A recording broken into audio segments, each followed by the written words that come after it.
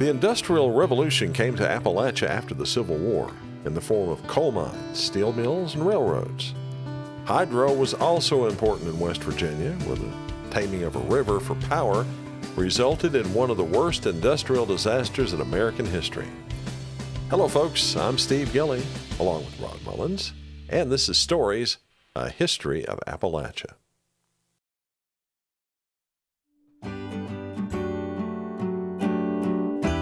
In the late 1920s, Union Carbide wanted to build a plant in what's now Alloy, West Virginia, to smelt iron to make steel. This process took a lot of power, and the company decided the most economical way to get that power was from the river along which this plant sat, the New River. The Union Carbide plan to tame the New River was to build a tunnel near Gauley Bridge, West Virginia, at Hawk's Nest. This tunnel would be used to divert the water from the river to power a set of turbines, which would generate the electricity needed to power the smelting plant downstream. The tunnel was to be 3 miles long under the mountains. In addition to the tunnel was to be a dam that was designed to hold back the waters of the New River so it could flow through the tunnel. A lot of work that required a lot of men. The contract to build the dam and tunnel was awarded to Reinhardt and Dennis, a construction company based in Charlottesville, Virginia. R&D in turn hired 3,000 workers for the project, mostly African-American men from the Deep South, along with some local men who were out of work because of the Great Depression. Ground was broken on March 30th, 1930 on the Hawk's Nest Tunnel. Soon after, though, it was discovered that the rock they were digging and blasting through had a high silica content. Turns out that silica could be used in steel making, and Union Carbide wanted that silica for the plant downriver. So while they dug the tunnel, they also made as much silica as they could, resulting in a third of the tunnel being enlarged to get as much silica as they could get. And silica, being a dust, became airborne and filled the tunnel every day of its construction. Now, silica, like coal dust, can easily be filtered out of the air by safety equipment worn on one's face so that miners could breathe. Those face masks can be expensive, though, and Union Carbide decided not to provide them to the men who were working on the Hawk's Nest Tunnel. They also could have used water to keep the dust down while drilling, but that too was expensive, so the company opted not to use it.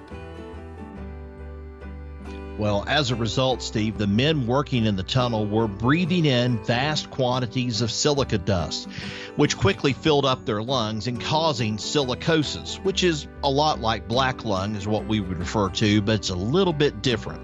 Some of the workers became sick and died of silicosis within a year of beginning work. Some 5,000 men worked at Hawk's Nest from March 1930 to December 1931 when it was completed. Of these men, 109 were admitted by Union Carbide to have died from the dust.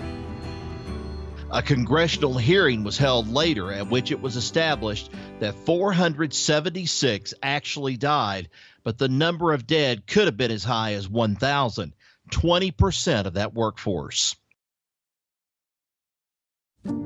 And what happened to these workers as they got sick? Well, since many of the sick men were African Americans seeking to escape the Deep South for a better life for themselves and their families, most of the victims of silicosis, or tunnelitis as the company doctors called it, were African Americans. They were unable to return home because they were very, very ill. And when these workers died, their parents were offered $400 for a son, and their wives were offered $600 for a husband. Now compare that to white compensation rates of $800 for a son and $1,000 for a husband.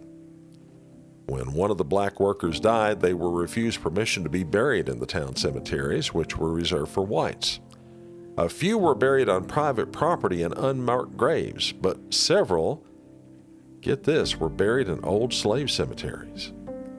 Some folks claim that some workers were buried alongside the roads near the tunnel, covered in rock they dug from the mountain.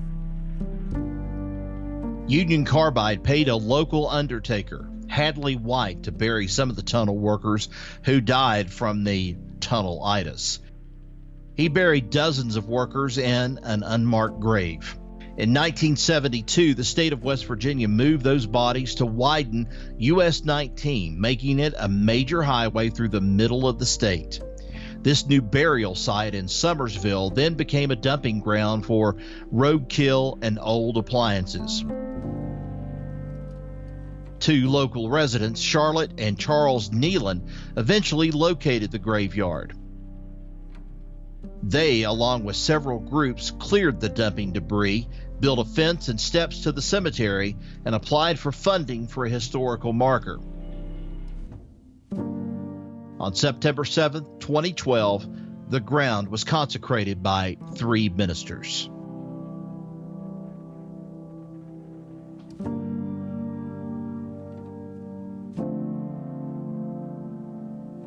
Most of the workers who died did so within 3 or 4 months of entering the tunnel due to the high concentration of silica dust inside. To make matters worse, Union Carbide often told the sick men and their families they had tuberculosis or pneumonia in order to keep the problem quiet. In the end, they were unsuccessful, and 2 major lawsuits were filed against the company and against New Kanawha Power Company, a subsidiary of Union Carbide. The suit was eventually settled for amounts ranging from $60 to, at most, $1,600.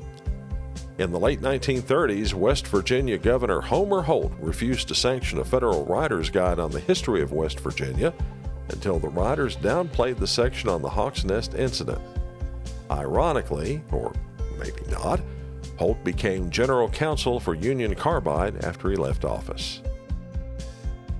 And folks, that's the story of the Hawk's Nest Tunnel, site of the worst industrial disaster in Appalachian and American history. Thanks for watching. If you like our stories, be sure to click the subscribe button down below, ding that bell, and then give us a thumbs up too if you don't mind. Till we meet again, y'all take care. So long, everybody.